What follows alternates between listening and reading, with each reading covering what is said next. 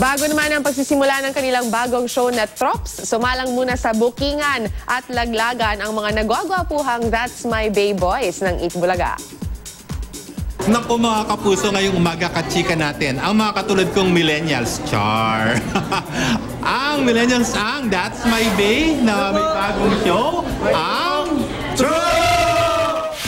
bida sa pinakabagong kapuso series na Trop, ang mga That's My Bay ng Eat Bulaga na sina Kenneth, Tommy, Miggy, John, Joel at Kim. Tampok dito ang iba't ibang istorya ng mga millennials na tsak daw nakapupulutan ng aral at saya ng mga viewer. Pero time out muna sa aktingan ng mga Bay dahil ngayong umaga sasalang sila sa ating Bookingan Challenge. Sino ang pinakamakulit? Makulit sino? Lahat tayo eh. Lahat makulit. Okay. Sino ang pinaka-chick boy? Ganit po. Uy, ba't ikaw tinuturo na chick boy, Miggy? Dalawa pang minikaya. Nang damay. Sino ang pinaka-seryoso? Sino ba? Ito po. Why? Ako lang po yung pinakatahimik. Siguro po, kasi ako po yung pinakamatanda. So, kuya. Ako po yung kuya ng grupo. Sino yung mga favorite yung mga kapuso actors? Vic Soto, si Bossing. Kasi po kahit sa tinagal-tagal niya sa industriya, kita po namin everyday sa Eat Bulaga na pinapakita niya po kung sino siya hanggang ngayon. So, ayun po.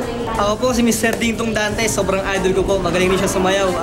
Dito rin po siya nagmula. Same po sa akin, si Mr. Dingdong Dantes po. Si Alden po, kasi nakasama po namin siya sa Broadway. Kitang-kita po namin yung sipag niya, yung pagmamahal niya sa mga nakataong nakasuporta sa kanya. Si Kuya Jose Manalo, kasi matalino po siya.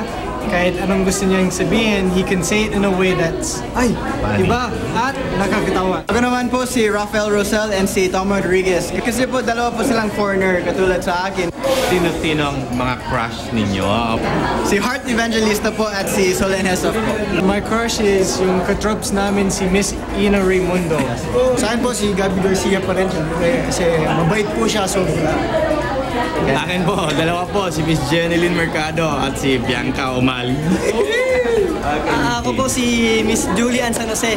Ako naman po si Miss Marian Rivera kasi po lahat po ng palabas niya pinanood ko eh. Mensahe para sa mga katulad yung millennial. So, John.